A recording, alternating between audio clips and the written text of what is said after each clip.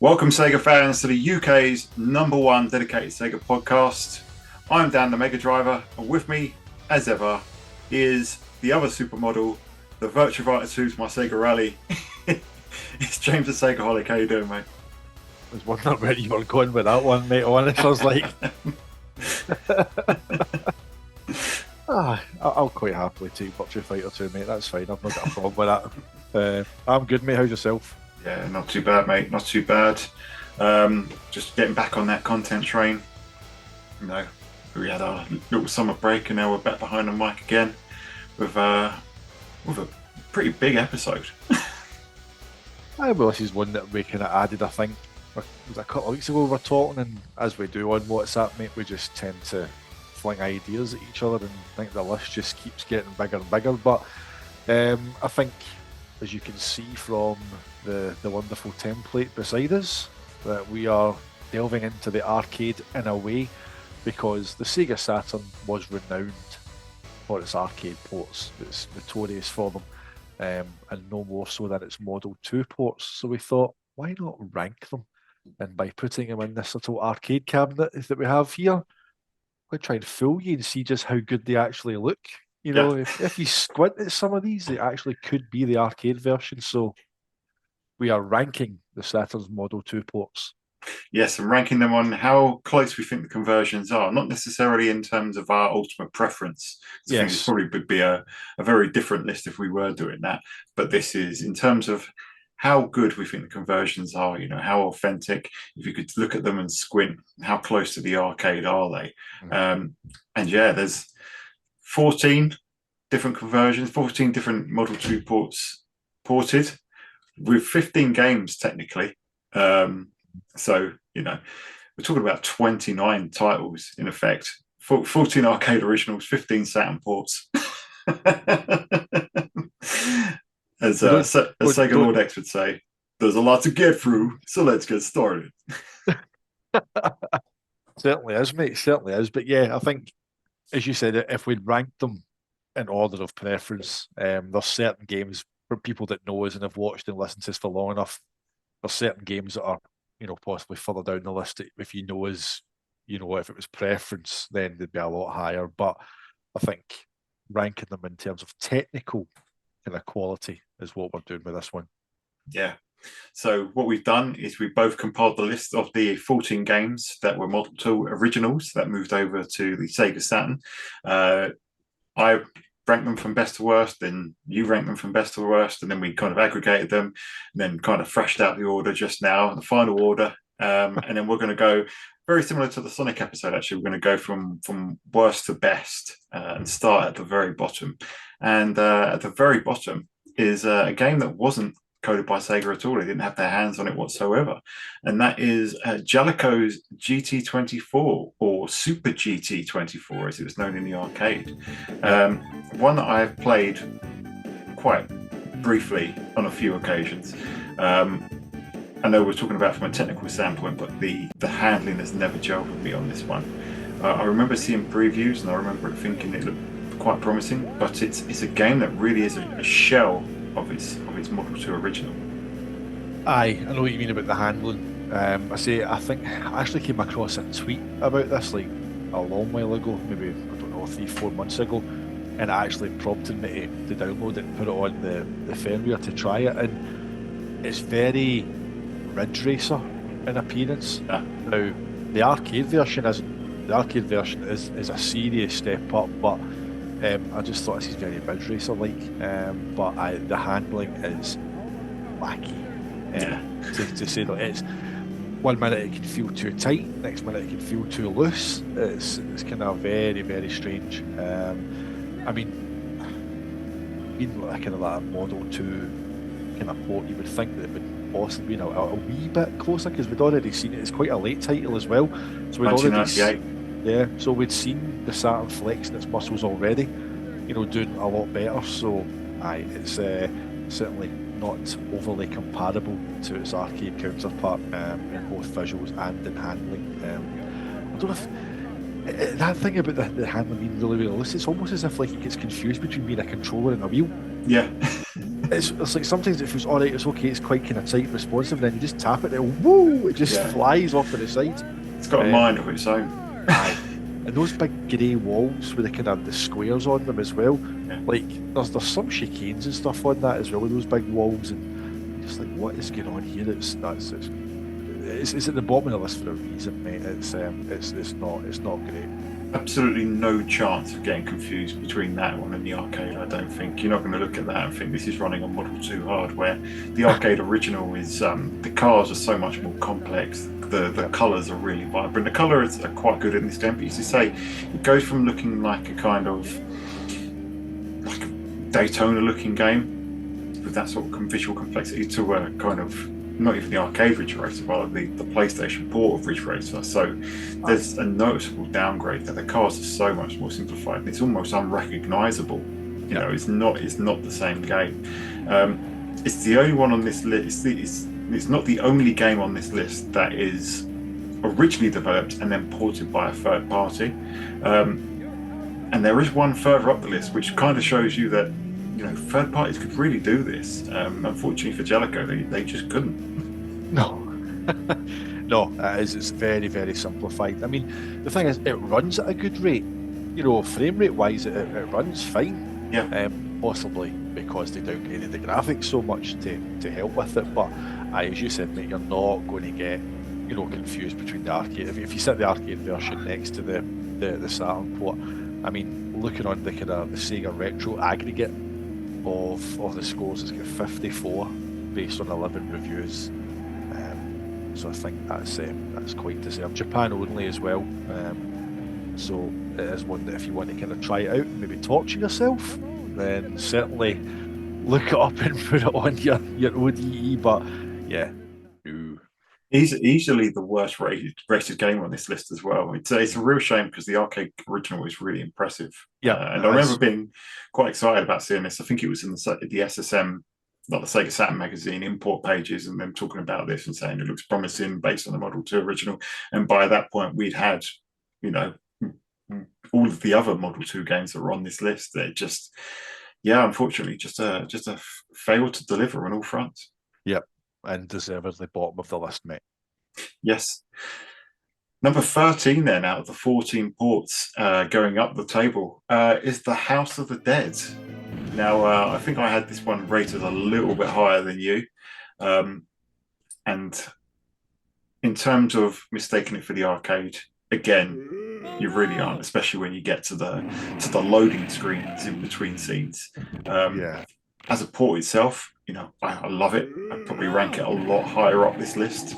But as a conversion, the original game was by AM1, obviously, and then infamously the port was by Tantalus, and not the only port of Tantalus is on this list. No. But the one that they kind of went through the most pain with. Yeah. I mean, obviously the House of the Dead I'd spoken about previously, and I've went back and tried to find this conversation in my comments. I don't know if the guys deleted them or something, but it was on a Wipeout video for the Saturn, and I had an exchange with somebody who claimed to have been at Tantalus during the time that they worked on the House of the Dead, and they mentioned that they literally had like 3 to 4 months to do this port. Like there was penalties involved, like the kind of time constraints that was on them was really, really harsh. So it's, I think was it Dave that we spoke to that also mentioned that those were actually meant to be holding textures. I remember we were talking to Dave about something. Possibly, yeah. And he said that the original intent was that they were actually the kind of placement textures. That wasn't meant to be the final, but Sega just wanted it out the door. So Tantalus never got a chance to actually, improve on it. And Saturn could do better textures than that, right? I mean, the thing is, we've said about House of the Dead on here is that gameplay-wise, it's still there. The core gameplay is still there. The sound effects and weapons feel heavy. Whenever bullets make impact, the noise, it's got that chunky, loud, kind of just really heavy feel to it. Gameplay-wise, it's there. But, as I said, we're ranking this on technical ability. So, it's low for a reason, because as I look up the list just now, you know, I can see why it's as low as it is, but it could have been a hell of a lot better. And I think just that combination of, like, say again, to that last year, end of the Saturn's lifespan, just get it the hell out. Don't bother putting any more time and money into it. Just get it out the door. Yeah. So it's a shame because it could have been so much better. Yeah, could have looked so much better. If they'd only, you know, replace those holding textures. I mean, some of them are really ugly. Some of them that are like literally, you know, the resolution is so low on them, and you're doing like close-ups of walls and barrels that you're shooting as well. It's a real shame because the gameplay is there, and it could have been fantastic. The bones are there, and yes, the mid-level loading was there, but then I do wonder if, you know, they said, right, let's enhance this. Maybe use the 4 megabyte RAM card, whether that could have made a difference with load times, or just, you know, storing the data in RAM for a whole stage rather than chopping it up the way they did. You know, what could have been, if the Saturn was given a little bit more time? Well, you look at Virtua Cop 2, which we'll come to in due course, and that shows how good, obviously that was done in-house, Sega done that themselves, but, you know, it really could have looked a lot better. And that conversation, which I said, we shoot with Saturn, Dave we spoke to, and he mentioned that it was holding textures, and they've just basically ran out of time. Just get it out the door. Yeah. Job done, sell it. And now it goes for how much money? Yeah, the Western version's ridiculous amounts of money. Oh dear. But yeah, so Jellicoe and Tantalus having the indignity of being the bottom 2 on the list in terms of porting duties. But we're getting to the first Sega one. And I was confused about House of Dead just now. We actually both rated that one 12th. It's the next one we actually differed on quite a bit. I had this one 13th and you had it 11th. And that's Sega Touring Car. That's just painful for me, mate, honestly, because I love this game. Like the Japanese version, I love this game. And it's probably that daft nostalgic hook because of the whole going into the arcade and hearing so high and seeing the cabinet and playing it and things. And it was just, when I played in the arcade, I had to have it. And I went into Charlie's with Sam, and it was up in the corner playing. It was a Japanese version, but then I got the PAL version. I was like, ooh, what's this? It's like, this is a lot clunkier. But again, this was one that I remember the start changing tone in Sega Saturn magazine. Do you remember? Yeah. Like, they had 2 issues where they just previewed it and they were waxing lyrical over it. Oh, this was amazing. It's the next Sega Rally. Look at the detail in the track. Look at the cars. It runs great. And then the next issue was a review, and it was just, yeah, what happened? Like, now, I don't know if maybe like Rich and the guys at Sega Saturn magazine maybe seen the Japanese version, because that extra 10 megahertz does make a bit of a difference. You know, it does make it run that wee bit better. There's still drops and jarring kind of drops at that, but not quite as bad as the PAL version. But from those previews, mate, it just total I'm sure shift. I've read something before saying that they were assured that all the frame rate issues were going to be ironed out. So, you know, if you look at it from that lens, then it would have been a much better game. You can kind of understand, right? It's great. It's got all this extra content, and you know, it's got all these tracks, soundtracks are all there, all these timed events. You know, there's so much extra content in there compared to other Sega arcade ports. So you can imagine the enthusiasm about that. Oh, there's a few technical issues, but they'll be ironed out. And then it drops on your lap, and it's still not ironed out. Yeah. I'm still not a fan of it. I know you are. I'm less forgiving of it because I can't take the frame rate drops, and I can never ever get used to the handling. So I end up putting this one to the bottom. I've tried so many times, and I think there's just kind of a grainy visual feel about it as well compared to Sega Rally. Sega Rally seems chunky. This one still feels low resolution. I could say that the graphics are better than Rally, even though everything is moving a lot faster. But Touring Car does move at some pelt in the arcade. Like, you play it on like the Model 2 emulator, like it just goes like, you know, the proverbial shit off a hot shovel. It flies. But it's got a very different visual style. You're right, Sega Rally is a lot more colourful. I think Touring Car tried to go for that kind of more, but then again, it's where it's set. You know, Touring Car is a boring motorsport. Let's not be. It's like, let's take a Vauxhall Insignia and race it against like a Ford Mondeo or something. It's just like it's got no kind of real glamour to it. But I don't even know if they're real touring cars, mate. I just fired a couple of family cars and for just comparison. But you know, that's what Sega do. They take relatively boring stuff and fling some Japanese Eurobeat in there and make it run super fast and see what happens. But aye, it's got that kind of lot of greys and tarmac and mountains and kind of the stands with the crown and stuff like that. And it's very kind of dull in places. Yeah. But it's all, I still think whenever they ported it to AM Annex, whenever they've done it, they've tried to get probably too close to the arcade. I think visually, I think it's actually quite impressive looking. But if they just toned it down a wee bit, they might have been able to tweak the frame rate a bit. And if people want to see some more about Sega Touring Car, shameless plug, there's a Sega Guys race, and the wee thing will be up in that corner whenever we say this. But as you mentioned, mate, the amount of content that's in it, you had like, and I go into it in that video in a lot of detail. You had like the global net events where it's like April Fool's Day, drive backwards, you the Christmas tracks. There's like the Sega Rally cars are in the Western versions, but they're not in the Japanese version. Oh, okay. I didn't know that. Because when I was making that video, I was trying the cheat code to unlock the Sega Rally cars and they weren't working. So I'm like, what is it? But they're clearly not there. So I had to download the US version and get them in that to get my footage for the Sega Rally cars and the videos. So there's tons of extra content, and that's what I think makes it stand out. Like a lot of the criticism that maybe like Daytona and Sega Rally got was that, well, Sega Rally especially is lauded as an amazing port, and rightly so, but content-wise, it's quite lacking. Whereas like touring cars like Kitchen Sink just have all this extra stuff. Yeah. The web, a lot of it kind of tied to being online and stuff like that as well. So, but Brick Wall, mate, you cannot play Brick Wall circuit like that last one. Those hairpins are just a nightmare because you're getting towards them and then like the frame drops, so you're trying to kind of time putting the brakes on, but then if you play it with the 3D controller, it works really well.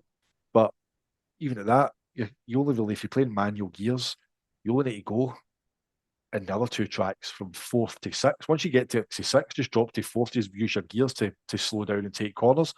You get to Brick Wall, mate, I don't know, you need to hit the brake and then come down gears and go back up, and it's just chaos. Yeah, I think you're 100% right about the way it looks, by the way, because I think in terms of the models of the circuits and the cars, it does seem very close. Yeah, I think if they simplified a few things, not GT24 extent, but but Sega Rally, maybe Daytona CCE without changing what the models are too much. It could have been something else, but another one that feels like a missed opportunity there. So we disagreed on that one, but obviously still round about the same place. And the other one is number 11, which was Sky Target. And I think we're the other way around in this one because I've got a real soft spot for Sky Target. I've just never got on with it, mate. I think again, and me talking about frame rate after praising Sega touring cars going to make me look like a massive hypocrite.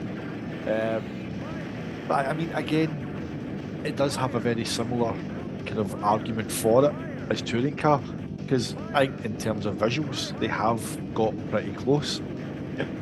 I think the colours are a bit darker in the Saturn version. Explosions and stuff like that are obviously a bit more simplified. Transparencies are what they are in the arcade, as you would expect, but the kind of frame rate's a wee bit kind of jarring for me. It kind of takes away from that fluidity of it.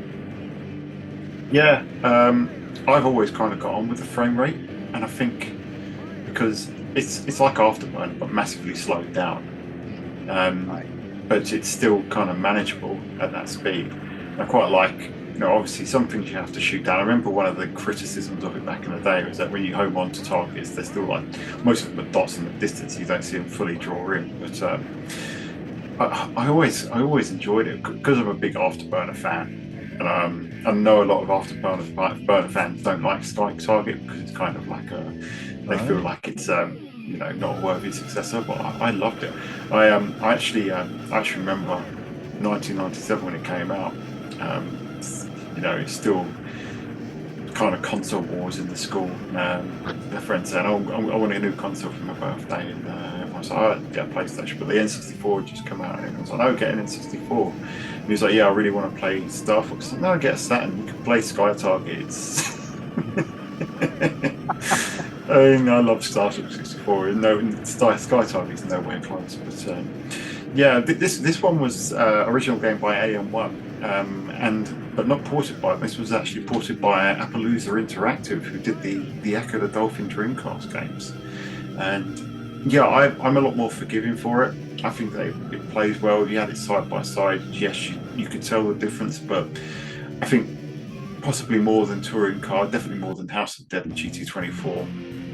You might think a little bit longer before thinking which one's which. Obviously, the arcade original runs a lot faster, a lot smoother. But even down to the huge bosses, which they always make me laugh about the game. As part of the goofy charm about it, you're fighting this gigantic bomber, which is just so oversized over a level, and it was just fantastic. Right. Yeah. Fair enough, mate. Fair enough. I think. Again, maybe that afterburner hook for you is probably what does it, but as I say, it's just not one that I can work with. Yeah, I love it when Final Takeoff kicks in. All the afterburner. It's like, is this game good enough to stand for the same? No, let's throw in some nostalgia for it. Oh, right. Number 10. We're in the top 10 now, mate. And I think the next 10 are kind of where the developer and in the arcade and the Saturn kind of align. We're going to be talking about 2 ports now, but one game. And that game is Daytona USA. Obviously a game that we've spoken about to death, and I think for both of us, this would probably be a lot higher up if we were talking about its credentials as a game that we enjoy, or at least one port of it would be. So we'll talk about the original port first. So the original arcade game by AM2, and the original port itself done by AM2 in-house. And I don't think we need to go into this too much because it's fairly infamous, but crucified by most people, not just in hindsight, but kind of at the time in comparison to Ridge Racer. It got pretty savage for its low frame rate, with the very short drawing, huge amount of clipping coming in, and low resolution and letterbox screen. It probably deserves to maybe be a little bit lower, but I don't think either of us have the guts to put it that low. There's people right now going, how the hell can you have Daytona USA above Sega Touring Car? Yeah. And Sky Target, if you're talking about technical competency, right? But now here is out. It's because Daytona USA manages to keep the core gameplay intact. Yeah. That's why, and even despite all its kind of flaws, it still feels like Daytona USA. Now, talking about Champion Edition, if we were able to list that separately, mate, I'd have that below GT24. I think going back to the original, we'll touch on CCE and Circuit Edition in a sec. Yeah, I think the one thing, and we're talking about, we've got the arcade machine playing over there, I think.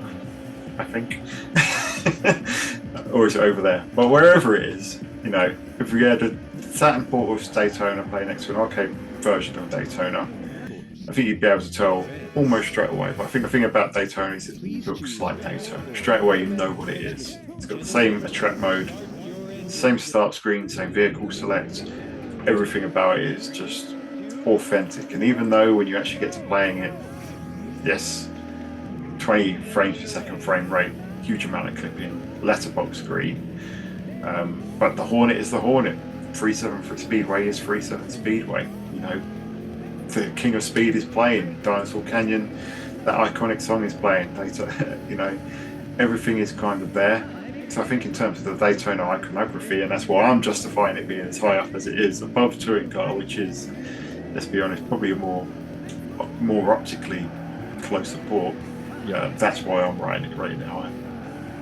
No, you're spot on, mate. I think, we're talking this day and age of gaming about scaling, right? Yeah. Like scaling up and scaling down. Daytona literally has scaled down, but it's a total drag and drop. They've not tried to do anything fancy. Everything about it is literally the same. The title screen, the attract mode, the car select screens, the track select screens, the gentleman start your engine, everything. They've just literally lifted it and then downscaled it. Yeah. They fit on Saturn now. Whenever we had Tom on, or whenever we were on the junkyard, I remember we were on the junkyard with Tom, and I think Thomas says you're driving along and you go, oh, there's a mountain. It's not quite that bad, right? It's not like Sonic does pop up in enough time for you to know that the corner's cut. It's not quite like it's not Rad Mobile, mate. Jeez, like that, you need to memorise where the cars come because the drawing's literally right in front of your face. Yeah. But it's got all, as you say, the Hornet is the Hornet, and it's the same kind of thing with how iconic the Celica and Sega Rally is, and the fact that I get so annoyed that they swapped out the model from the bootleg sampler, because like the Celica and the Hornet are just, the shape and the design of them is just so recognisable, and I think that's what's great. You look at the Hornet, that big chunky blue and red car, it just looks like it's been lifted out of the arcade machine. So yeah, technically from a visual standpoint, it doesn't maybe hold up. It certainly doesn't hold up, as you say, you don't upside the arcade version. It's like you put the 360 version on and you put the Saturn version on, it's like but it still feels good to play. The handling's there, the weight is there, everything about that kind of gameplay aspect. So that's why it's ranked above. You'll have more fun playing Daytona than you will playing Tour Car. Yeah. And I completely agree about the Hornet. That's one of the things that, the handling's one thing, but it's the car in 2001 that annoys me the most about the Dreamcast port. And speaking of cars that don't look like the Hornet and handle badly, we'll now move on to Circuit Edition, or Championship Circuit Edition, ported by Sega CS. And this one, in terms of competency, solid 30 frames per second, much better drawing distance, much wider field of view, better, full screen. This is from the guys that helped AM3 port Sega Rally. The problem with it is it looks nothing like Daytona. And I know friends of the show, Mr. Thunderwing, and Sega Rally. I saw a Sega Rally friend. He's got the Easy Left. Easy Left, maybe that's the one. Yeah. Those guys absolutely love this version of the game, and more power to them. But for me, and I think for you as well, the fact that it moves so far away, and for the purpose of this list, let's go away from what the arcade version looks like. The Hornet doesn't look like the Hornet. The iconography is wrong. The car select's wrong. It's just not the arcade. It's its own thing. Yeah, I mean, I think if it'd been called like Sega NASCAR Championship, it would have been brilliant. Sega Racing Classic. Aye. But as a Daytona game, as you say, the iconography's gone. The handling is completely different. I cannot put this car into a drift. Like the muscle memory I've got of when to come off brake, off gas, hit brake, back on, and fit the backside of the Hornet out. It's up there. You try and do it on CCE and it doesn't work. And then the cars are like so much smaller, and like they look nothing like the Hornet at all. So straight away you've got that visual disconnect from it, and you recognise Dinosaur Canyon 37 Speedway. You recognise all these brilliant tracks in the air. The draw distance is great and it runs nice and smooth, but not Daytona. This doesn't feel like Daytona at all. It's completely detached. Technically, brilliant, runs great, but gameplay wise, they've just managed to lose that completely in translation, which is bizarre that the CS team, who done such a good job with Sega Rally, somehow managed to completely balls up Daytona, as if they kind of went, oh, we'll just do our own thing with this now, thanks. Like, we've had a shot, we'll do our thing. Yeah, I mean, if the original Daytona port is comparable to the House of the Dead in terms of closeness and technical proficiency, Circuit Edition or CCE is comparable, I think, and this is going to sound so harsh, to GT24 in the fact that it looks nothing like the arcade and is almost a different game. But in terms of quality, and I think we are biased because we grew up and loved the original version, and I know kind of Mr. Thunderwing has said that he was hyped for Circuit Edition, and I think there probably is a good game in there. There probably is a fantastic game in there.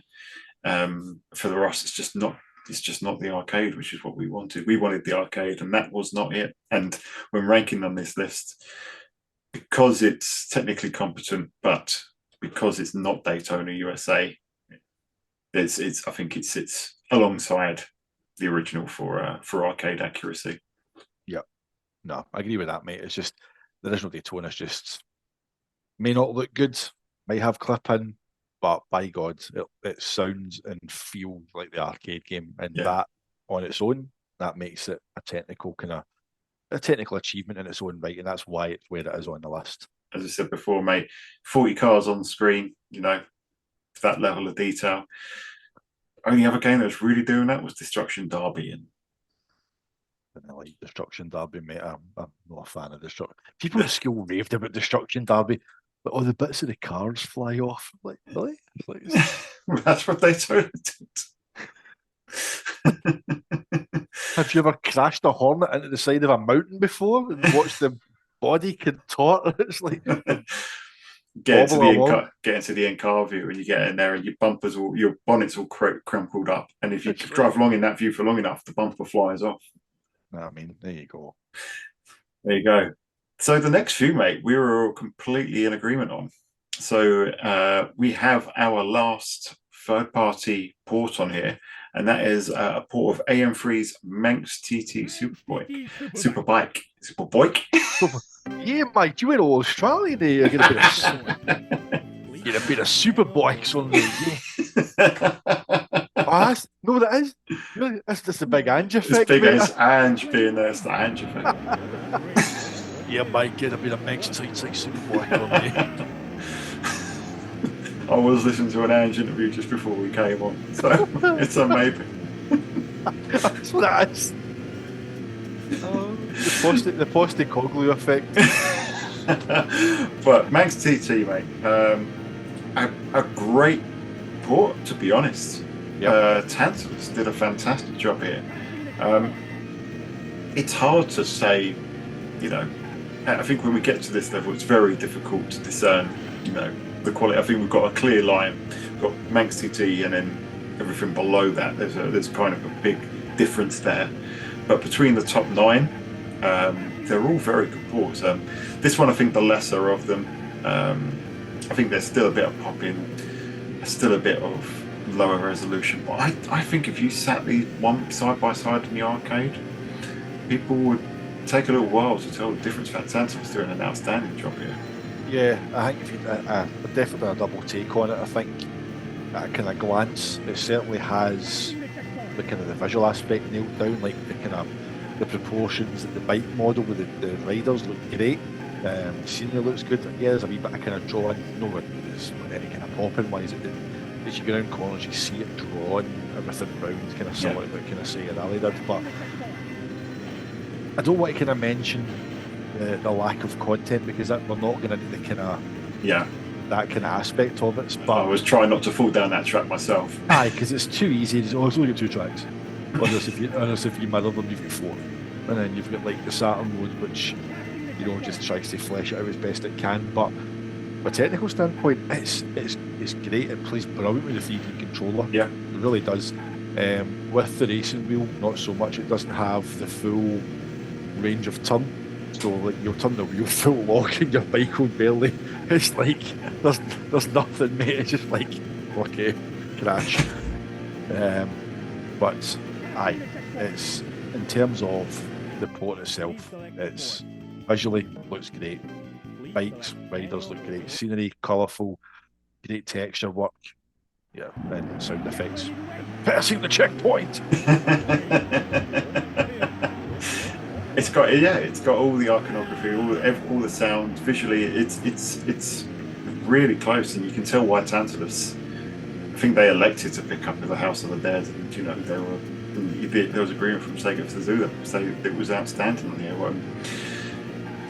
For it to come ninth, I think it's more indicative of the quality that comes above it, to be honest, rather than any flaws within the port itself.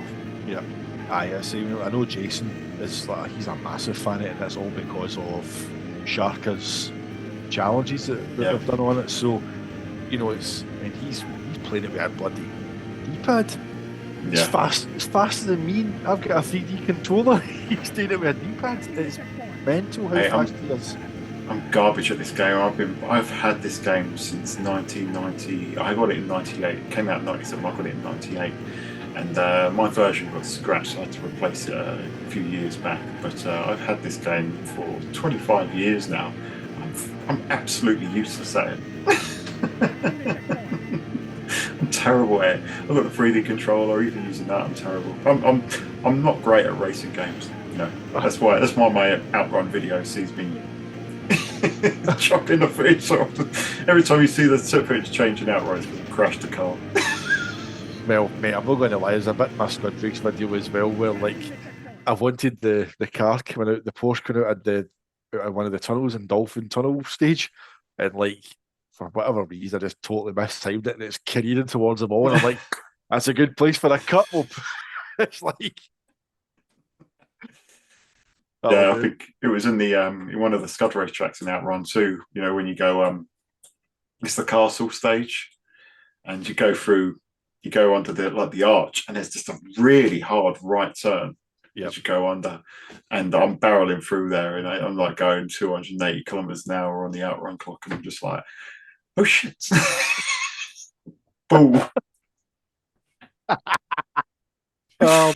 So Max TT, number 9, number 8. We have our last third-party entry, but not only did Tecmo Team Ninja do the porting duties, they actually did the original arcade game.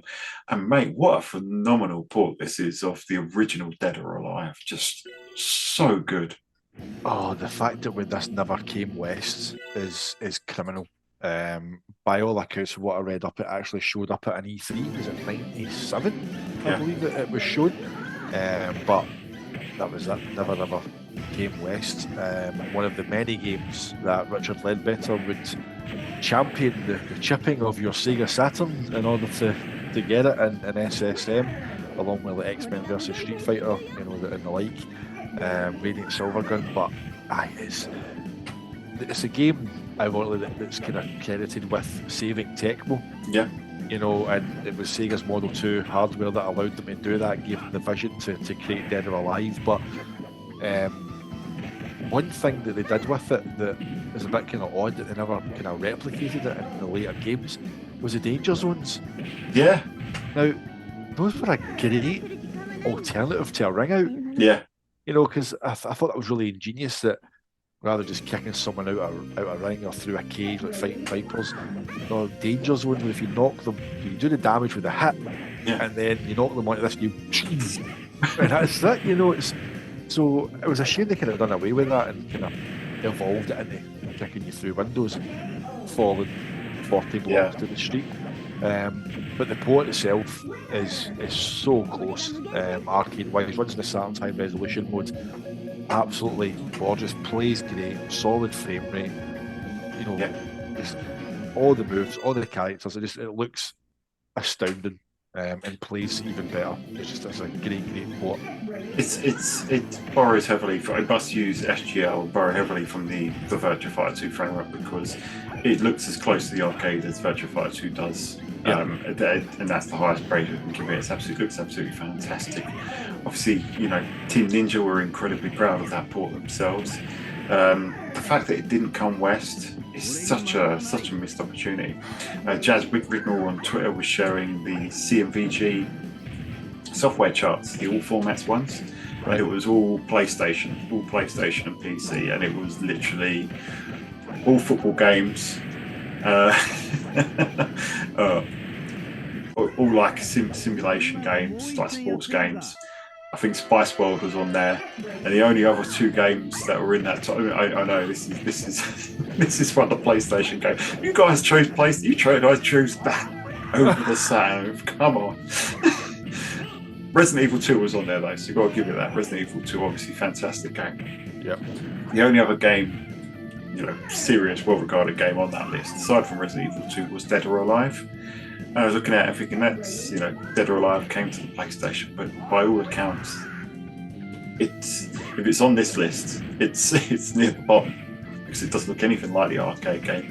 A bit shinier, a bit more light and effects, but the backgrounds are hugely diluted. The character models are a lot different. I just think if Sega brought Dead or Alive, the original, over here, yes, it probably wouldn't have saved the Saturn, but it couldn't have hurt. Probably might have even sold a few units, maybe just a couple more, maybe chipped away at that PlayStation dominance to say, look, the PlayStation's got a version that's inferior to our one, it's close to the arcade. Because Team Ninja, when they ported this game to the Xbox for Ultimate, they didn't choose the arcade version, they didn't choose the PlayStation version, the base was the Sega Saturn version. Yep. Aye, I mean, it's astounding it never came west. It's just one of the games that you look at that kind of high resolution mode. It's so close to Virtua Fighter 2, as you said, in terms of that arcade accuracy. It's just why it wouldn't have cost any real money. It's like if you play the Japanese version, mate, it's literally it's in English. It's English. The menus are in English. Everything's in English. There's nothing. The announcers in English. I think they could have the victory poses or some Japanese speech, but. And so is Virtua Fighter 2. Exactly. You know how high-end they are and all that. Exactly. So it's not as if it would have been any massive monetary value to Sega to actually bring it west. It's just, boxes and manuals. It's and then ship it. But again, we don't know why Sega made the decision. Well, we kind of do. We've seen the leaks. But, it's criminal because it deserved a far bigger audience. And it's a shame that it's kind of just stayed locked in Japan, but by all accounts, it's not massively expensive to pick up. It really isn't. It did extremely well in Japan, so if you want to get an import copy, I don't think it costs much more than a tenner. I got mine fairly cheap back in the day, and it's fantastic. Such high praise for it, mate, and especially talking about the high resolution mode. We come on to number 7 now, which operates in the lower resolution mode. Now, I think you could probably make an argument that this comes below Dead or Alive in terms of arcade accuracy, perhaps, especially because the resolution is downgraded. But again, looking at this one side by side, and there are videos online where you've got the side by sides, it's extremely close. And that game is Fighting Vipers, the original Fighting Vipers, created by AM2, ported in-house by AM2. And even though there's a drop in resolution, it still looks alarmingly close. And I think the thing that you have to give it a lot of credit for is it retains so much the armor breaking, the cages and all the stages, and a lot of the complexity in those stages as well. Especially considering some of the 3D models in those stages and how things like Raxel's lift and the moving stage and Sandman's stage, and I think Barnes as well. The moving platform that you're on, all just come across so well in that port. I think Fighting Vipers is credited as being the first kind of 32-bit fighting game home port that had 3D, actual 3D background elements, and that's the ring, because it had to be, because it was destructible. Yeah. While Fighting Vipers does run in the low resolution mode, or lower resolution mode, what it does do amazingly is the lighting. Yeah, if you go to the Sandman stage, the kind of the sunset, that orange hue that comes over the fighters in the arena. Also, you go to when you fight Jane, and it's a kind of like an abandoned or under construction kind of building, and the windows are all out, but the city's outside and the lights are all coming through. It's just absolutely stunning. Like Raxel stage, as you said, the lift that's moving up. The glass and the kind of sheen that comes through on the lift, everything about that kind of aspect of it is technically brilliant, but it never skips a beat. It runs great, very, very detailed despite the kind of the low resolution. And as you said, mate, the armor smashing, the ring destruction, it's doing a lot You know, Yeah. there's that's why it's in low resolution mode, because if you were to bump it up to like high resolution mode like VF2, I don't think you're going to get the destructible stages or the armor. Something would have had to have given way to accommodate that. So they've scaled down like they should have done with Touring Car. And they've delivered a really, really arcade accurate experience. Yeah, and still I think side by side it doesn't look too dissimilar to the arcade original. No. And yeah, I think it's the stages that impressed me the most, especially because in Virtua Fighter 2, Shun-Di's stage is a moving stage in the arcade. And that's why, you know, there were so many comments about the bridge, because the bridge passes over you. And of course, there's no bridge in any of the Fighting Viper stages, but the fact that you have got that moving platform and that you can, you know, obviously move freely around that ring. And when you knock someone through the fence or if you beat someone, the camera is moving around that entire stage. It's incredibly impressive stuff. I think the only thing off the top of my head that's quite obvious, I think, is the fact that BM is a lot smaller in the home version, because in the arcade original he's massive, he's huge. Right. I think in the Saturn version he's smaller, and that's something that didn't kind of carry across. That didn't carry across at all. And that's the only thing I think that's really obvious. I'm not sure why they didn't make him so massive, because there's the playable BM or Marla. Or I don't think they changed his name in that one. But there's Marla and there's BM. That's right. Yep. And the Marla version is the normal size, and the BM's the big one that you fight at the end. But I think they're both the same size in sport, and that's kind of carried over in Fighters Megamix, where they kind of make Marla his own distinct character with some sort of Nightwing face mask on. That's right. I mean, one thing that's quite funny, I remember I put a tweet out about Fighting Vipers on the Xbox 360. And I think the sarcastic tweet I put was, on Xbox 360 can't do transparencies because you know when it comes up with the fight one and it's got that kind of like yellow kind of pattern that the kind of the pre-fight text sits on top of, and even like the armor like gauges is like kind of flashed to red, and looks like there's actual like the crisscross kind of pattern, the mesh. Transparency effect. I was like, well, Xbox 360 can't do transparencies either. It's like, so even the Saturn got that bit right, you know. It's like, well, the Model 2 doesn't have true transparencies either in a lot of cases, does it? So where you have that mesh effect, quite often it's actually accurate.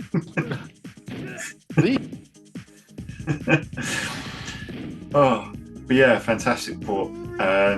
But mate, we are stepping into the golden ports, I think, right now. I know we said that these top 9 are fantastic. 2 outstanding ports that we've just gone through with Dead or Alive and Fighting Vipers, but the first of the big 3, originally developed and then ported by AM2, an absolutely legendary game. The original Virtua Cop we both had as 6th. And that still feels harsh, even looking at this list and looking what's above it. It still feels kind of harsh to me, what the miracles that team performed and how close this is to the original arcade game. I mean, it pains me to put 1 below 2 because, you know, in terms of preference, you know, you and I have got alternate preferences in terms of which one's first and second. I prefer the first game, you prefer the second, but I think just looking at it in terms of, you're comparing the 2 Virtua Cops, both astounding ports, but the second one is a lot more advanced. We will come in that in due course. But Virtua Cop 1, we've watched Pandemonium's 4-hour monster.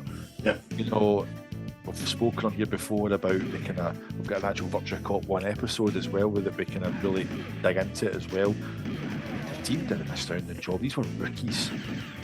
You know, Sega rookies handed the job of porting, you know, Virtua Cop, and I believe it was Yu Suzuki would come in and kind of do his nosy and make sure that, you know, it has to play good with a controller as well. You know, get that sorted. Again, this is one that I think, again, at a glance, you would, and it's certainly back in the day, it blew my mind to play this in the home back in the day. But again, to me, that was the arcade version. My eyes couldn't, from playing at the arcade in booths to playing it at home, everything about it, the stunner obviously was lighter. the Virtua guns were a lot lighter than the arcade guns, but all the hits still felt meaty. Like all the effects were there. They actually enhanced visuals, I think, on the second stage. If you compare the arcade, it's a lot darker. They actually did more texture work on it. So you know yourself at the start, the kind of the truck goes by, guys jump off it, some barrels in the distance, the oil drums, and then if you blow them up, like you can actually make the tower fall. Yeah. But those kind of mud piles, they actually enhance the texture work on it, so they're more discernible. So they've actually done a pretty good job enhancing certain aspects as well. But for these guys to do the job they've done as rookies, and to get it not just that close, but to actually think and have the balls to try and enhance parts of it beyond the arcade, no, it's phenomenal. I absolutely love Virtua Cop 1. Yeah, I think the only thing that puts this behind, I think, the other 5 above it is the complexity of the original, because you know a lot of the original character models etc are fairly low on detail. Like the hostages are all just guys in white jumpsuits, pure white jumpsuits. It's a lot. There's a lot less visually going on in this. Virtua Fighter Daytona was the first game on Model 2, wasn't it? Yep. Virtua Cop was 94, wasn't it? Came out around the same time as Virtua Fighter 2. I can't remember if it was on the Model 2 Step 1. Aye, because Virtua Cop and VF2 appeared pretty close together. Whenever they appeared in the local arcades, the booths, they appeared quite in quite close proximity time-wise to each other. So I would say that would be spot on, mate. Yeah. So I think that's probably why, you know, from a visual standpoint, it wasn't as visually impressive, perhaps, and obviously it wasn't moving at quite it wasn't moving at the full pelt like Daytona USA was. Obviously, the character models weren't anywhere near as complex as Virtua Cop 2 or the sequels, but in terms of closeness, you could make an argument there. In terms of, you know, item for item, asset for asset, it may well be the closest one on this list. Yep. Aye, it's got that iconic look to it as well. You know, we've spoken before in the Virtua Cop episode, like the way the reticles come in, they've just nailed that movement, and it may not be running at the same frame rate as the arcade, but it's super slick. Yeah. You know, the way the enemies move, some of them are quite kind of slow and deliberate, the way they turn with the gun and stuff like that. And aye, you know, they're all like kind of Men in Black, aren't they? It's with the shades, the black suits, but aye, it's a very iconic looking game. I think that opening stage, you know, on the docks, with the gates open and the truck backs up and they all jump out and stuff. Just first thing I do, those 2 windows in that wee cabin, they're getting popped out for that wee guy that's gonna. It's just you can visualise it as you're speaking about it. Oh, it's phenomenal. I can hear it just talking about oh. See, I think I struggle to get the 3 hits with the controller. I always get bloody justice shots. It's like, but whenever I played with the Virtua gun, like Sam was here, he would say, like that's all you would hear. He used to watch me playing it, and like every guy, it was the 3 hit. It's like for the RoboCop at one point, he hitting everybody. Brilliant. Yeah. I think I don't know if you just seem to be more accurate when you've got the controller over them. Maybe I don't know when you get in those cut justice shots. Oh, just love that 3 hit effort, honestly.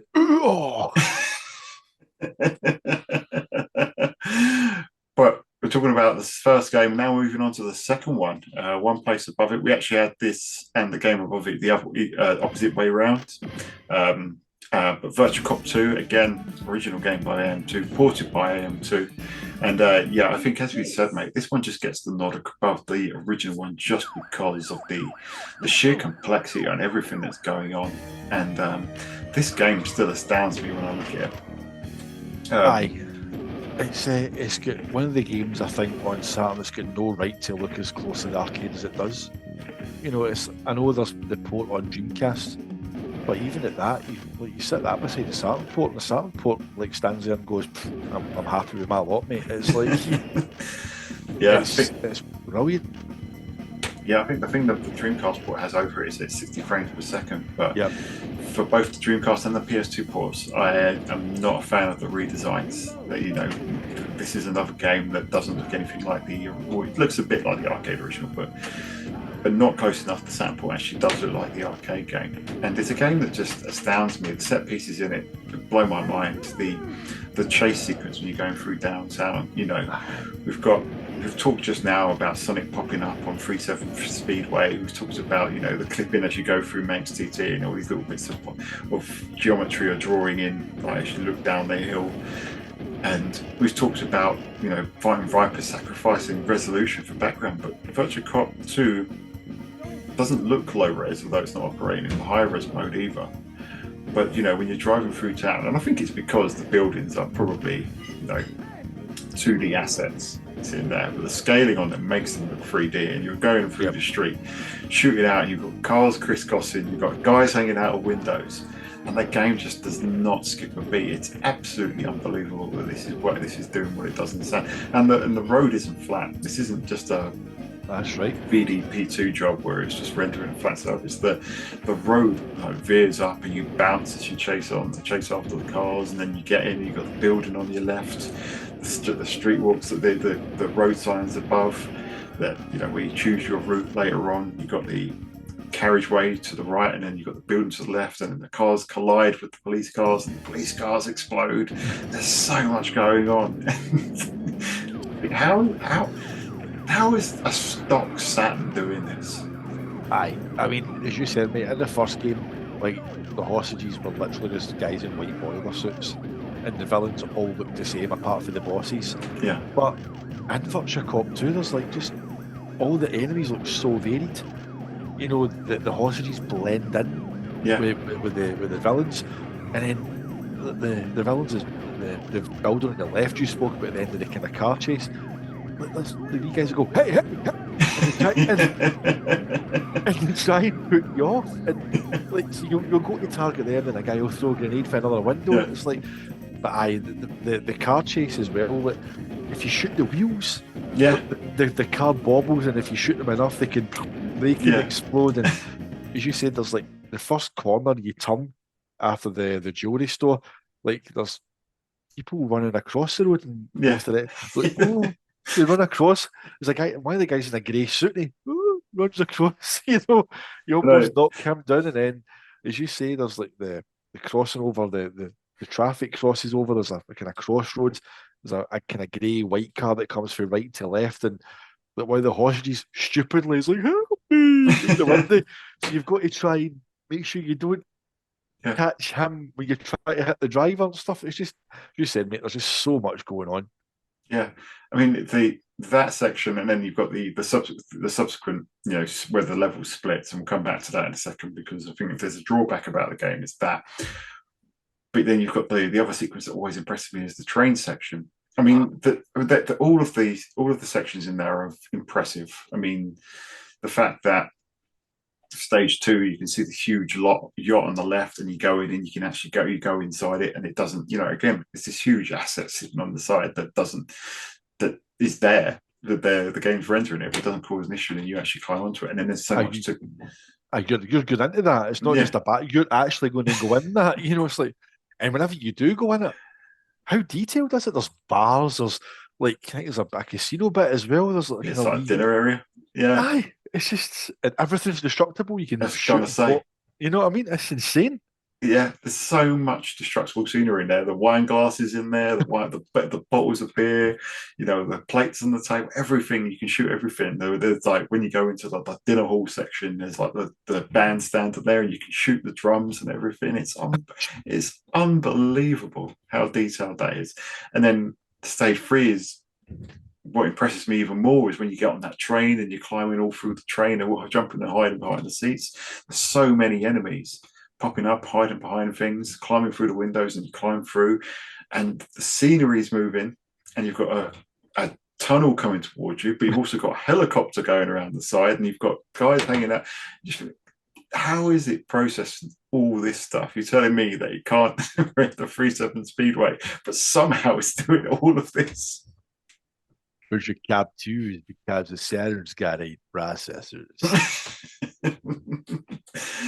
Yeah, it's amazing, mate. I think it's an absolutely amazing technical triumph there. It shows, as you said earlier, what House of the Dead 2 could have been. I think the only thing that drags it down is the fact that on a technical level, when you choose your route, which is obviously the big enhancement that it has over the first game, it has to load that in because and it's quite an obvious loading period. Whereas I think in the first game and then in the sections where you don't load your route, choose your route, there's loading done in the score screen, but it's not as egregious. Whereas it's like where do you want to go, like Arcade Road or Saturn Way, and you choose one, and then it's like the old disc is wearing.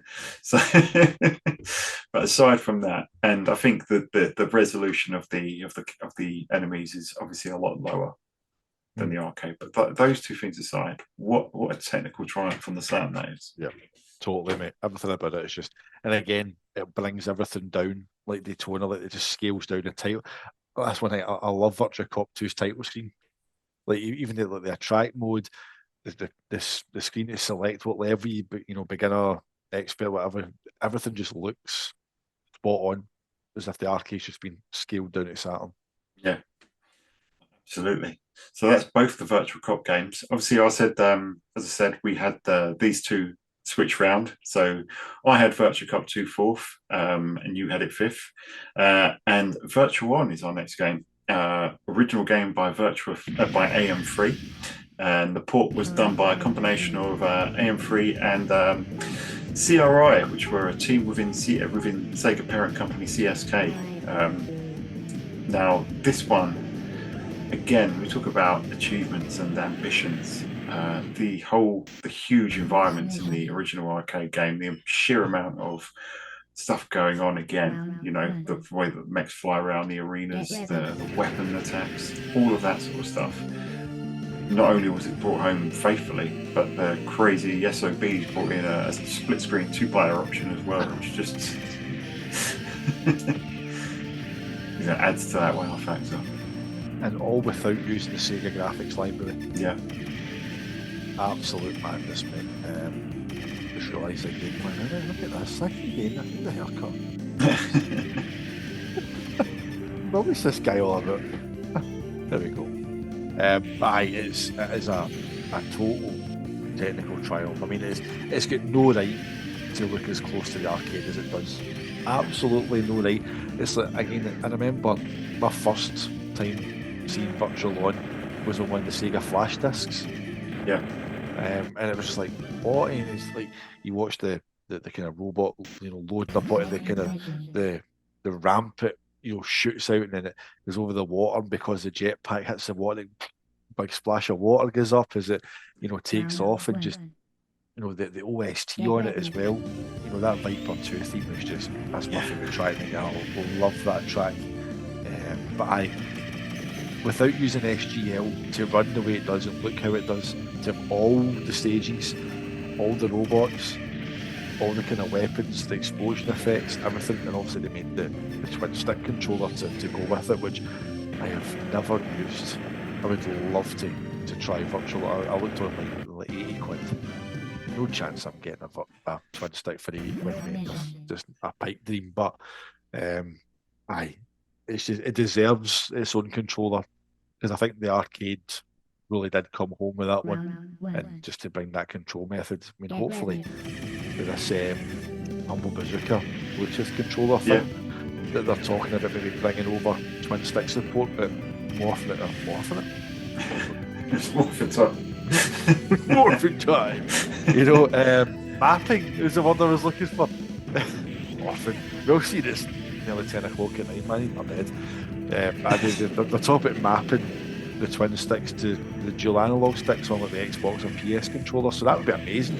Yeah, it'd be a far cheaper alternative to buying the, not as authentic, of course, but the big good solution as well. So but it's just so good. The sound effects and everything, just again, it's got that. The mechs, even the stock controller, they feel like heavy, they feel mechanical, they feel weighty, but not distractingly so. It's not like you're struggling to play it. Not Steel Battalion. God, don't start doing that, man. I laugh when I see people go, do you remember Steel Battalion? Or look what I got, Steel Battalion. I'm going, I spent like 40 minutes setting that bastard up. And like, the thing hardly moves. It's like, what is this? The startups and flicking at open plastic covers for the checkpoints. I bought that DOA volleyball the same day, and I've never fun with Dead or Alive volleyball. That's what I'm going to say. I actually do have the twin stick controller. I got it on Japanese proxy site via Yahoo auctions, and I think I paid £7 for what was a junk lot. That's right. And what was in it was obviously the Virtual 1 controller. There was 2 arcade sticks and a Densha to Go train controller. So I thought, right, I'll get that and then I'll sell what I don't need when it comes over. And I think I just about justified the amount for the stick, because obviously £7 to Japan, absolutely fine. The guys at the proxy place were like this huge box that they then had to ship over, so the shipping costs were pretty high. But that's how I managed to get mine, and yeah, it feels right with it. It takes a little bit of getting used to, but I actually played Virtual On in an arcade in Colindale in North London. They had the Sega World there, and it was so good. It was a £5 to get in, and everything was on free play. That's what you want, mate. That's what you want. I remember going there late 1998 when the King of Fighters 98 had just come out, and there was me and my mate and his older brother and their mates were trying to get me to play the new King of Fighters against their best player. But I was playing quite a lot of Virtual on that day, and that's what I remember playing it the most. It's a fantastic game. The Saturn port is so close, you know. The stick adds that authenticity, much like Virtual Cop with the gun. But yeah, you know, the thing about the stages in Virtual On as well is just bears repeating, is the fact that all the little buildings, everything is identical to the arcade. The layout is identical, and while some of the visual flourishes and detail are dialed back, the actual structure is there. It's spot on, mate. Absolutely spot on. But I mean, so close. And now we're in our top 3, and I think we could. We were discussing between ourselves that there could be an argument for putting any one of these at the top.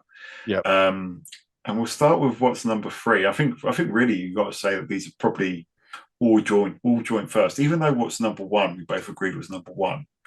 2 and 3 we both had the other way round, and I think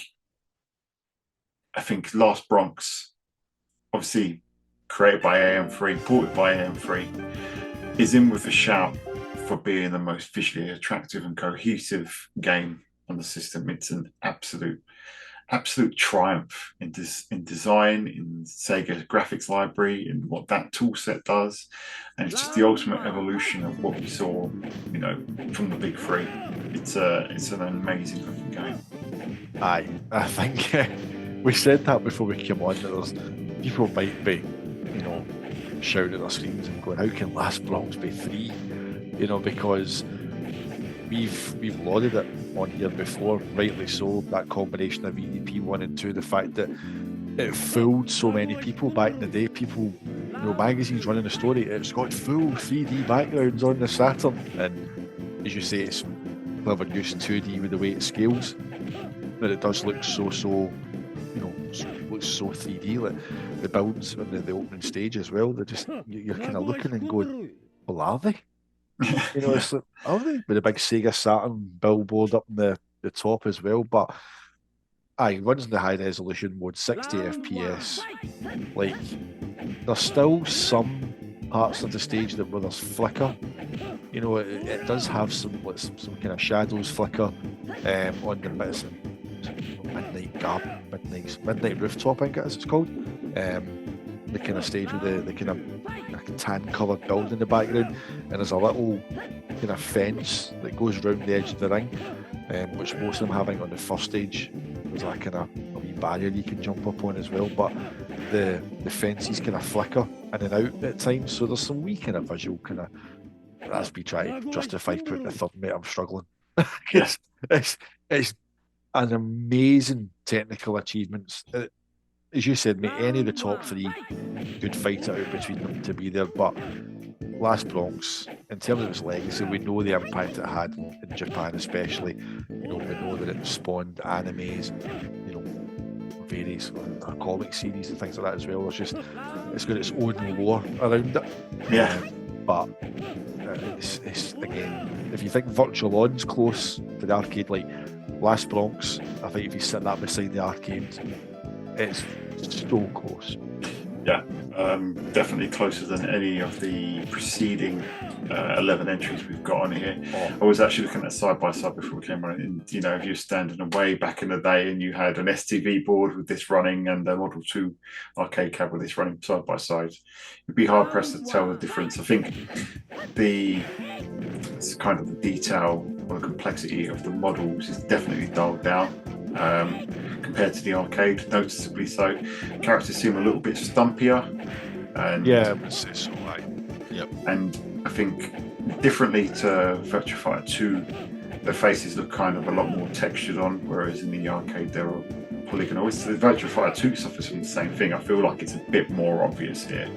Right. But that is nitpicking. And again, it's also kind of justified why it's third. Aye, as we said, mate, any of these top three could have a case, but Last Bronx could absolutely. You could put the Saturn version, as you say, like either on an STV cabinet or put a Saturn inside a makeshift arcade cabinet and run it. Yeah. And I think if it sat there and you didn't tell anybody, like the Pepsi challenge, it's like it would literally, pass a test as an arcade game. Like people would look at it and see it as an arcade game, not a port. It's that good. Well, I say I justify it being third. It's third in the combined list, but I had it number 2. I want that for the record. Let the record state.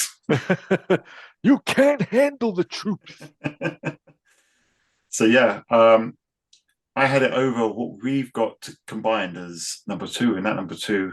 Have we talked about this game before, mate? By AM3, ported by AM3 and Sega CS. Game called Sega Rally. Have we spoke about this one before? I might have mentioned it once or twice, mate.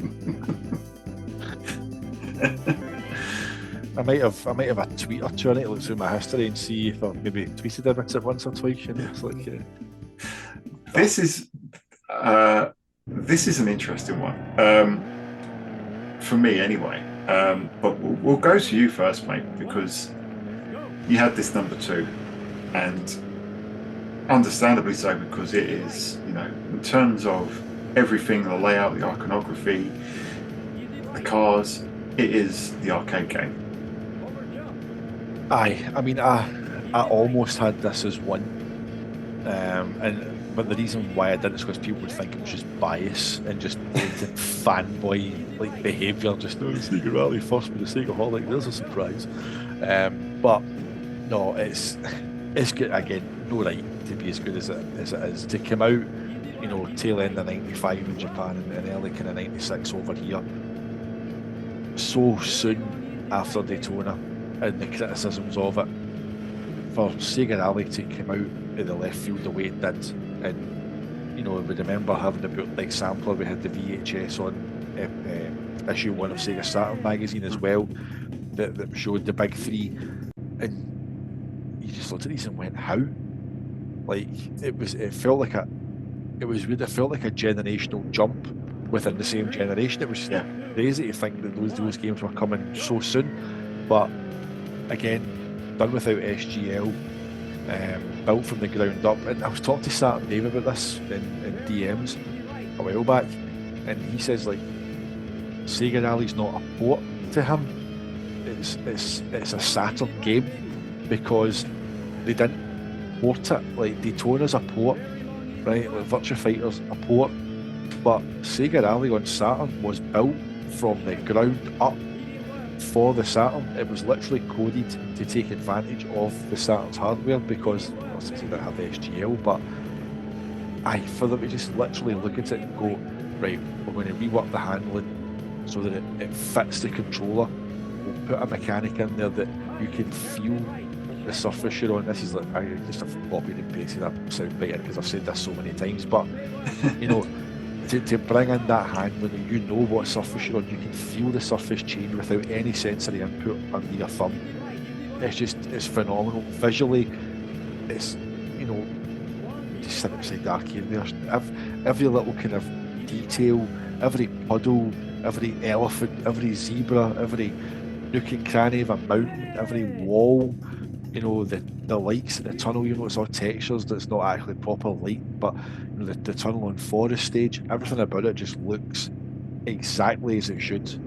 And again, the fact that they built it from the ground up is just, although I don't like the fact they changed the Sleeker model. Yeah. But that's a nitpick and a half. But aye, it's just, for me, it's, you know, my thoughts on it is just the perfect game. You can come back to it so many times. I just adore it, and I just think it really is. Technically, it's a marvel. We said it so many times. This Saturn has no right to be doing this, but for them to actually build the thing, like, we've made it for the arcade, right? We're now going to make it again for another system that's so lower powered, yet get it so close to the Big Brother. Just insane. What a job.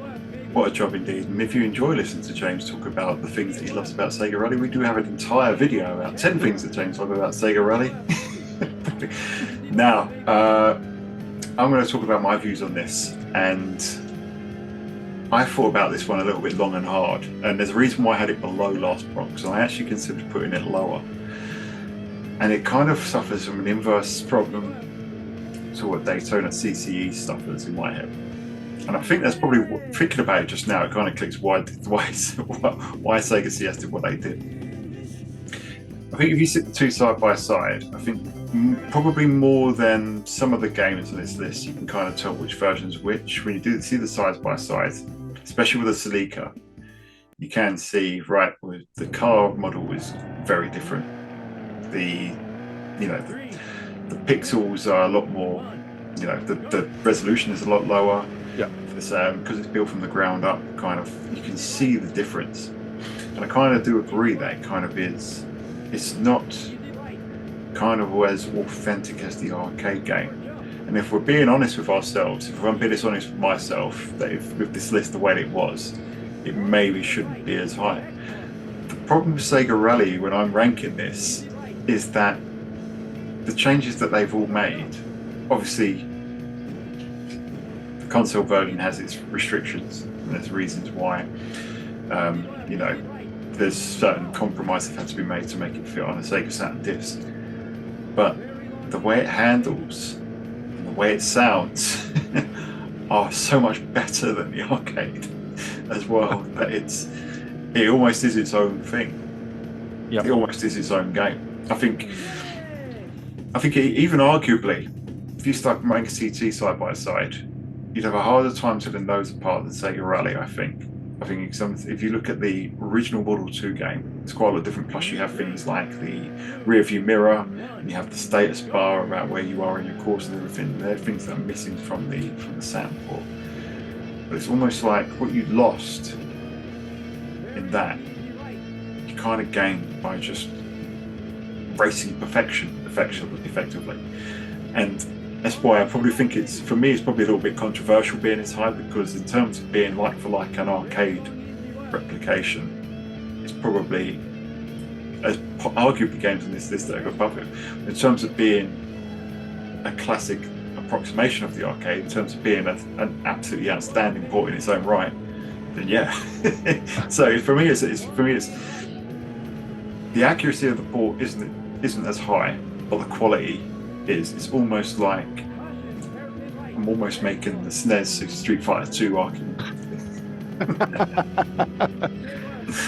I mean, I wonder if there's maybe like hardcore Sega Rally arcade fans who view the Saturn port the way that we view Daytona season. Because the CST, I mean, they've literally got previews for it, they've changed the handling. Yeah. But in this case, for us, it was for the better. But the arcade handling, if you play it on like an M2 emulator or even with a wheel in the arcade, like people go, "Oh, Sega Rally 2 on the Dreamcast, the handling's so floaty." That's how Sega Rally Yeah, handles in the arcade. it is. And like the PlayStation 2 port is literally someone, was it Mr. Thunderman that told me this? I can't remember who was it on Twitter said to me that the oh no, it was Saturn Memories via DM, I'm sure it was, were saying that it was them, that like the PS2 version of Sega Rally is literally just the M2 emulator version. Yeah. Like it's not a port, it's just literally it's just emulated, it's just the emulator version that's running. So like that floaty, kind of weird, almost disconnected from the track feeling that's in Sega Rally when you play it in the arcade with a wheel, it feels kind of looser, and you play it with a analog stick on the M2 emulator. That's how it should feel. So Yeah. again, there's people who maybe like the arcade version, they go, "That Saturn version shite because the handling's totally different." It's like, But the thing is, I think no one is out there seeking out the PlayStation 2 version. There's no leaderboards, so there's not as much of a community around speedrunning the PS2 version or the arcade, as much as the Saturn version is. And I think it's, the Saturn's version is, in terms of gameplay and sound as well. I mean, if you listen to the original arcade soundtrack, it's woeful. but playing the harmonica or something into it. Yeah. It's like, no. So it's the CCE problem, but everything they did was for the better.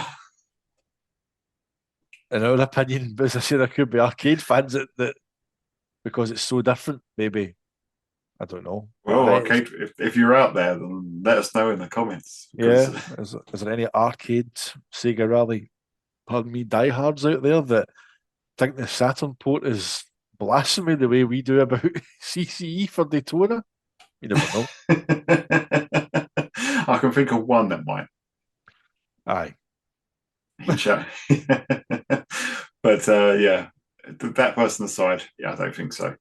But that leaves just one left, mate, and we both rank this as number one. And then maybe it's because it's so iconic. Maybe it's because it was the best-selling game on the system for every region, which is, to this day, I think it's something that's unheard of. A single game being the best-selling title in every single region. This is none other than Virtua Fighter 2. Yeah. Original game by AM2, ported by AM2. Mentioned on the Sega Retro site as Sega Away Team, but I don't think Yu Suzuki created SGL. Created the preview, took that to the Tokyo Game Show, and after that just went, all right, I coded this from scratch, but here you go. Here you go, Real Time Associates, you finished this bad boy off. Aye. Love Sega Retro, by the way, but that just made me laugh a little bit. I can't imagine Yu Suzuki doing that, but the thing about this is what I found out as well, and again, may be true, but I just want to throw it out there, is that it's the biggest selling game on Saturn collectively worldwide, but apparently in America it's like the fourth best selling game. I think Madden's actually, is it Madden 97? Really? I think is it what was it? I read that somewhere, or someone corrected me on it and said that no, in North America, Virtua Fighter 2 is not the biggest selling game, but if you take its numbers and add it to Japan and Europe, then it's still the best selling game on the system, period. Right. But apparently it's not the number one selling game on the system in America. Oh, that's because I was watching Maximilian Doon's video on it, and I think he was the one that said that it was the best selling game in all regions. So I was just, somebody says to me, I read that when I had a wee look at it, and apparently it's not the best selling game in North America, but overall for the system, it's still by a country mile just the best selling game on it. So just in case anybody wanted to correct it, and if you know and have a source, let us know. But yeah, it's an absolutely legendary port, mate. And even though you could make an argument that Last Bronx is more complex and more advanced, this one, I think, again, like Sega Rally, not to the same extent, But even though it has some concessions from the arcade original, it does enhance it. It runs in a resolution far higher than what Model 2 could output. And it runs, really that. yeah, runs it at a solid 60 frames per second, fully 3D characters. Obviously, the background's 2D parallax, but look absolutely astonishing. Yes, we do lose things like Shondi's bridge, and the stage doesn't move along, as we mentioned earlier, but you just got to think that, there was no game that looked as good as that in 1995, and arguably not 1996 either. Aye, as we've mentioned before, that VHS that came with Sega Saturn magazine that had the rolling demo of Pi and Loud going through that kind of trading their punches, doing all that kind of meditation style kung fu moves, beside each other, and then Jeffrey and Wolf picking people up, slamming them about, and it's just like, oh, and like the characters were massive, like Wolf and Jeffrey were proper big,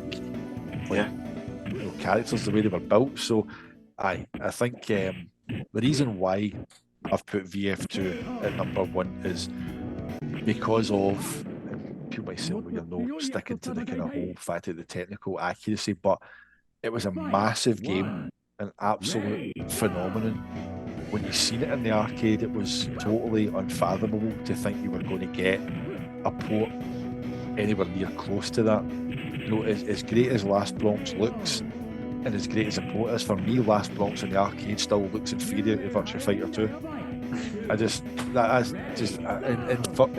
Last Bronx is a stunning looking game, but I still just think everything about VF2 just set a standard that was just so high that everything else was trying to kind of live up to it. And for the Saturn, again, coming off the back of the criticisms of Virtua Fighter 1, some of which have been kind of escalated as the decades have passed. Sega brought out remixes as a response to the criticism, and that's just nonsense. But VF1, as much as we love it, it runs at 30 FPS. Yeah, there's polygonal glitching going on and replays primarily, and the kind of attract mode, Akira's arm flickers in and out. But during gameplay, it's still, I don't do the back of the ring glitches out during gameplay. But apart from that, we still love VF1 on Saturn. But to go similarly to Daytona, to go from that in such a short space of time to go to VF2, and VF2, I literally still, if I'm, it sounds daft, if I'm tidying up or something, or just pottering about the house, I'll put VF2 on and stick it on watch mode and just let it run. Yeah. Just like pottering about, doing things, and having it on, almost like an attract mode in the arcade, just to watch it. It's unbelievable how fluid the movement is, just how sharp the visuals are, how detailed they are. Yeah, the backgrounds are, you can tell they're 2D, probably more so than Last Bronx. And the ring has that kind of weird floaty look. Yeah. It looks like it's floating, but overall, I just think because VF2 set the standards there, and whenever you've seen it, you would never have thought you were going to play anything like that on the Saturn. And I've got VF2 on Xbox 360. I've got an arcade perfect port. Yeah. Hey, I still play this. I prefer to play Saturn version. Likewise.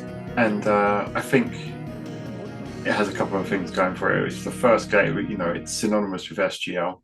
I don't think Virtua Copy used SGL, so Virtua Fighter 2 was the blueprint for what came after. And this is a game where visually it's extremely close. In terms of sound, it's identical, and you also have an arranged soundtrack as well, which I'm not as much of a fan of, but the options there.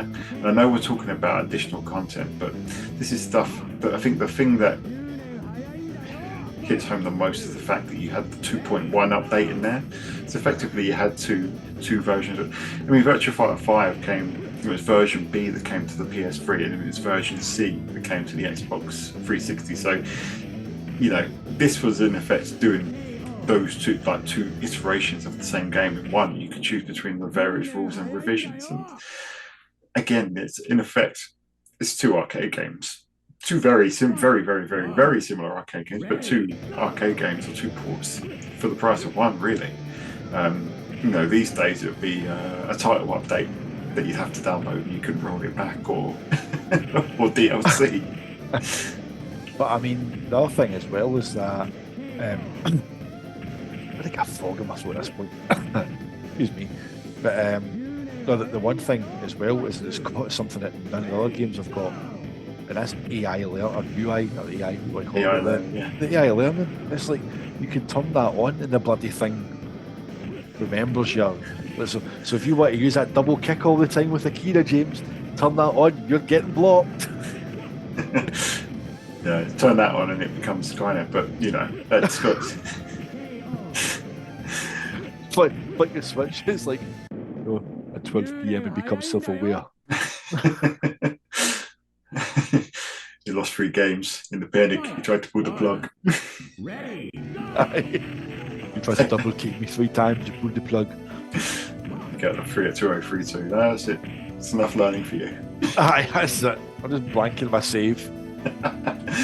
But mate, that brings us to the end. But yeah, to be honest, apart from GT24, I can't begrudge any of those. I know Sega Touring Cars are borderline one for me, as I think Sky Target is for you. But and obviously we've said our piece on CCE, but a fantastic lineup of ports and games on there, and it's been really good just to rank them all and decide which was the king of the Model 2 ports of the day.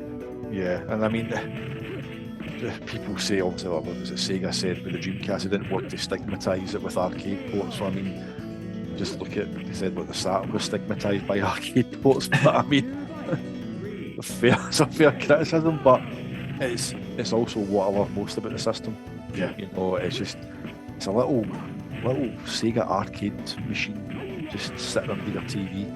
And yeah, there's some concessions made, and before we moved into the era where machines were able to replicate these perfectly. But the thing about it as well, mate, if you go through them, apart from House of the Dead and the PAL regions, like these are all very, very affordable. Yeah. They're all mainstream games, plenty of copies available, pretty easy to pick up. So it's a potential great starting place for people who are maybe picking up a system in one that maybe are like retro arcade fans. It's just a great starting point.